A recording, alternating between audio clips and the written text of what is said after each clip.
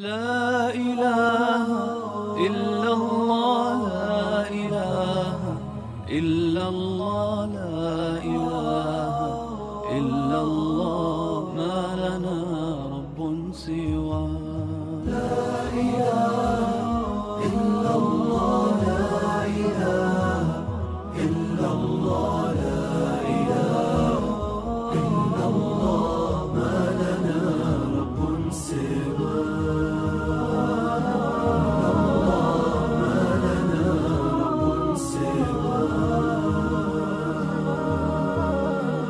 السلام علیکم ورحمۃ اللہ وبرکاتہ۔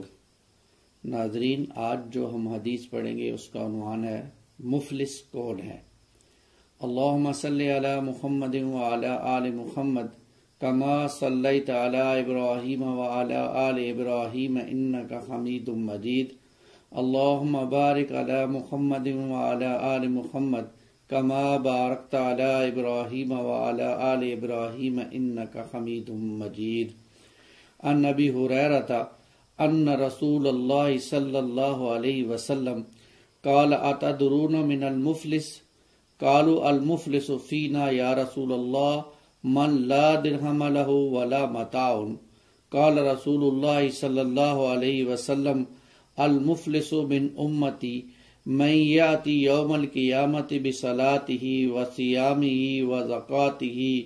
وَيَأْتِيَ قَدْ شَتَمَ هَذَا وَقَذَفَ هَذَا وَأَكَلَ مَالَ هَذَا وَسَفَكَ دَمَ هَذَا وَضَرَبَ هَذَا فَيُقْتَصِّ هَذَا مِنْ حَسَنَتِهِ وَهَذَا مِنْ حَسَنَتِهِ فَإِنْ فَنِيَتْ حَسَنَتُهُ قَبْلَ أَنْ يُقْتَصَّ مَا عَلَيْهِ مِنْ خَطَايَا أُخِذَ مِنْ خَطَائِهِمْ فَطُرِحَ عَلَيْهِ ثُمَّ طُرِحَ فِي النَّارِ رواه الترمذی۔ رب اشرح لی صدری ویسر لی امری واحلل عقدۃ من لسانی یفقہوا قولی واجعل لی وزیرا من اہلی آمین یا رب العالمین۔ آج جس روایت کا ہم مطالعہ کرنے لگے ہیں یہ جامعہ ترمذی کی روایت ہے، اور اس کے اندر رسول اللہ صلی اللہ علیہ وسلم نے فرمایا کہ مفلس اور غریب کون ہے۔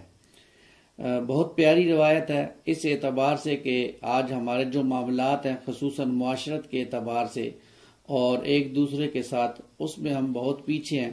اور بہت اہم رہنمائی ہے جو اس روایت سے ہمارے سامنے آتی ہے۔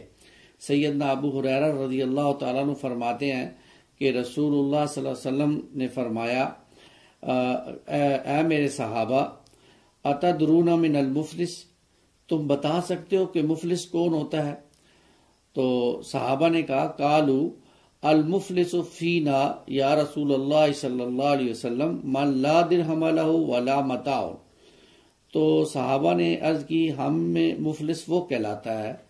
جس کے پاس نہ روپیہ ہو نہ درہم ہو اور نہ ہی کوئی ساز و سامان ہو، یعنی فقیر ہو۔ جیسے ہم سے بھی کوئی پوچھے بھائی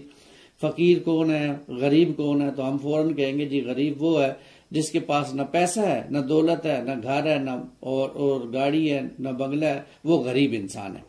اسی طرح صحابہ نے بھی عرض کیا کہ یا رسول اللہ مفلس وہ کہلاتا ہے جس کے پاس نہ روپیہ ہو نہ پیسہ ہو اور نہ دنیا کا ساز و سامان ہو۔ تو اس پر رسول اللہ صلی اللہ علیہ وسلم نے فرمایا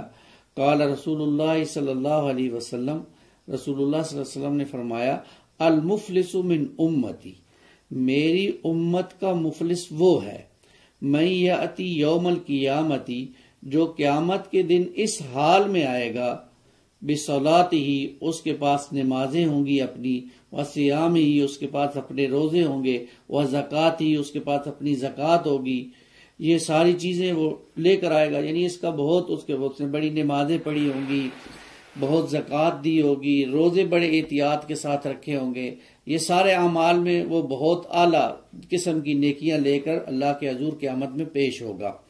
لیکن ہوگا کیا اس کے ساتھ کہ جب وہ یہ ساری چیزیں لے کر آئے گا تو اس کا معاملہ یہ ہوگا وَيَأْتِي قَدْ شَتَمَ هَذَا، لیکن اس کے ساتھ کسی کو اس نے گالی دی ہوگی، وَقَذَفَ هَذَا، کسی پر بہتان لگایا ہوگا، وَأَكَلَ مَالَ هَذَا، کسی کا مال ناجائز طریقے سے کھایا ہوگا، وَسَفَكَ دَمَ هَذَا، اور کسی کا خون بہایا ہوگا، وَضَرَبَ هَذَا، اور کسی کو ایذا پہنچائی ہوگی، یعنی اس کو مارا پیٹا ہوگا یا اسے تکلیف دی ہوگی، یہ سارے معاملات بھی اس کے ساتھ آئیں گے۔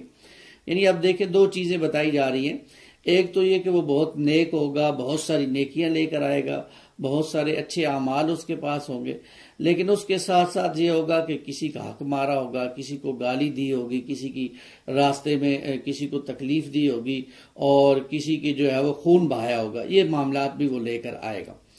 فَيُقْتَصِّ هَذَا مِنْ حَسَنَاتِهِ وَهَذَا مِنْ حَسَنَاتِهِ، تو اللہ تعالیٰ کے ہاں ایک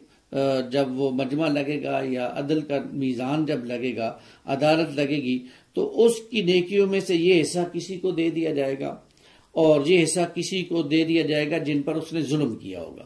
یعنی کسی کا حق مارا ہے، کسی کا خون بہایا ہے، کسی کے ساتھ بدسلوکی کی ہے، تو اللہ تعالیٰ اس کی وہ جو نیکیاں ہوں گی، نماز کی، روزے کی، حج کی، وہ ان لوگوں کو دیتے جائیں گے،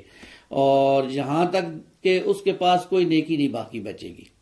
لیکن ابھی دعوے دار باقی ہوں گے، ابھی وہ سارے کھڑے ہوں گے، وہ کہیں گے کہ ابھی ہمارا معاملہ رہتا ہے۔ تو اس پر رسول اللہ صلی اللہ علیہ وسلم نے فرمایا کہ جب دعوے دار ابھی باقی ہوں گے اور اس کے پاس نیکیاں ختم ہو جائیں گی، تو اللہ تعالیٰ یہ فرمائیں گے کہ اب ان کی برائیاں لے کر، ان کے گناہ لے کر اس کے اوپر ڈال دو اور اس کو گھسیٹ کر جہنم میں لے جاؤ۔ میری امت کا مفلس انسان یہ ہے میری امت کا مفلس۔ یہ وہ بات ہے جس کو آج مجھے اور آپ کو بھی سمجھنا ہے۔ آج ہمارے ہاں ایسے لوگ ہمیں مل جائیں گے جو تہجد گزار ہوں گے، جو اللہ والے ہوں گے، جو پہلی صف میں نماز پڑھتے ہوں گے، جو باقاعدہ نماز پڑھتے ہوں گے، جو زکوٰۃ باقاعدہ نکالتے ہوں گے، جو ہر سال حج کے لیے بھی جاتے ہوں گے، عمرے پہ عمرہ بھی کرتے ہوں گے، لیکن ان کے معاملات اتنے خراب ہوں گے کہ انسانوں کے ساتھ انہوں نے دھوکہ کیا ہوگا، انسانوں کے ساتھ انہوں نے ایسے معاملات کیے ہوں گے کہ جن معاملات کی بنیاد پر اللہ کے ہاں پکڑ ہو جاتی ہے۔ اس لیے علماء نے بات یہ بیان کی ہے کہ دیکھیں حقوق دو طرح کے ہیں، ایک ہے حقوق اللہ کے حقوق، جیسے نماز ہے، روزہ ہے، حج ہے، زکوٰۃ ہے، یہ اللہ کے حق ہیں، اللہ نے میرے اور آپ پر فرض کیے ہیں، اور اللہ کی مان کر جو انسان چلتا ہے وہ یہ حقوق ادا کرتا ہے۔ اور دوسرے حقوق العباد، اللہ کے بندوں کے حقوق۔ اللہ تعالیٰ نے دنیا میں انسانوں کا محتاج بنایا ہے۔ میں اور آپ یہاں ہم ایک جو ایسے زنجیر ایک کڑی کے ساتھ جڑا ہوتا ہے، ایسے انسانوں کے ساتھ جڑے ہوئے ہیں۔ میری کسی سے ضرورت ہے، اس کی کسی سے ہے، اس کی کسی سے ہے۔ اب ان انسانوں کے ساتھ میرا برتاؤ کیسا رہا، میں نے ان کے ساتھ کیسا سلوک کیا، کیا میری جو نرمی تھی یا میری جو عبادت کا عکس تھا وہ ان معاملات میں بھی نظر آیا یا نہیں آیا، یا میں صرف نمازیں ہی پڑھتا رہا اور نمازیں پڑھ کے جو ہے وہ اپنے آپ کو اللہ کا ولی گردانتا رہا۔ دیکھیں اس سے نماز روزے کی تحقیر مقصود نہیں ہے، مقصد یہ ہے کہ جو شخص نماز پڑھتا ہے، جو شخص روزے رکھتا ہے، جو شخص حج کرتا ہے، جو شخص زکوٰۃ دیتا ہے، اس کے دل میں انسانوں کے حوالے سے بھی رحم ہونا چاہیے، اس کے معاملات بھی اچھے ہونے چاہیے، اس کے لوگوں کے ساتھ حسن سلوک ہو، لوگ اس سے راضی ہوں، لوگوں سے جب بات کرے عمدہ بات کرے، لوگوں کے ساتھ جب لین دین کرے عمدہ لین دین کرے، لوگوں کے ساتھ اس کے معاملات اچھے ہوں۔ جب قیامت کے حضور پہنچے تو لوگ بھی اس کے حق میں، اس کے اللہ کے حضور اس کے حق میں گواہی دیں کہ واقعی یہ ایک اچھا انسان تھا۔ لیکن بحیثیت مجموعی جب ہم معاشرے میں دیکھتے ہیں تو معاشرہ ہمیں ایسا نظر آتا ہے کہ جہاں دھوکہ دہی ہے، جہاں فریب ہے، جہاں جھوٹ ہے، جہاں ایک دوسرے کو نقصان پہنچایا جا رہا ہے، جہاں ایک مسلمان دوسرے مسلمان کو گرانے کے در پر ہے، اس کی عزت کو لوٹنے کے در پر ہے، بہتان لگائے جا رہے ہیں، الزامات لگائے جا رہے ہیں، تو اللہ کے رسول نے فرما دیا صلی اللہ علیہ وسلم، ان کاموں کے ساتھ اگر کوئی عبادات لے کر بھی آئے گا اللہ کے حضور، نیکیاں لے کر بھی جائے گا، تو وہ نیکیاں اس کی وہ لوگ لے جائیں گے اور اس کے پاس کچھ باقی نہیں بچے گا، اور یہ شخص اس وقت فقیر ہو جائے گا۔ اب ظاہر بات ہے کہ قیامت والے دن اب نہ دوبارہ زندگی واپس مل سکتی ہے، نہ دوبارہ دنیا میں آ سکتا ہے انسان کہ دوبارہ سے نیکیاں کما لے، اچھے کام کر لے، نہ ہی وہاں سے کسی سے سفارش کروائی جا سکے گی، وہاں تو کوئی دوست بھی نہیں ہوگا۔ تو آج مجھے اور آپ کو سوچنا ہے کہ ہم لوگوں کے ساتھ معاملات میں کس جگہ پہ کھڑے ہیں۔ معاشرے پہ اگر ہم نگاہ دورائیں تو معاشرے کی صورتحال دن بدن پیچھے جا رہی ہے۔ اچھے خاصے دیندار لوگ ہمیں معاملات میں زیرو پہ کھڑے نظر آتے ہیں۔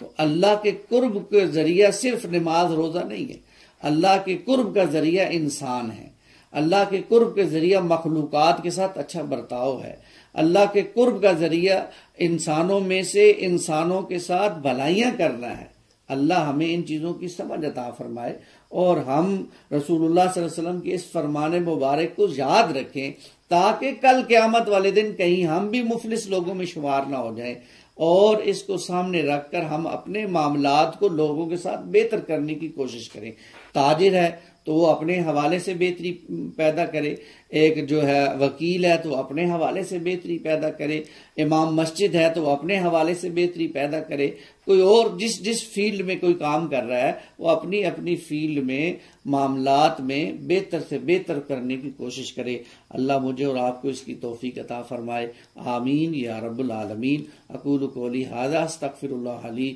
ولکم ولسائر المسلمین والمسلمات۔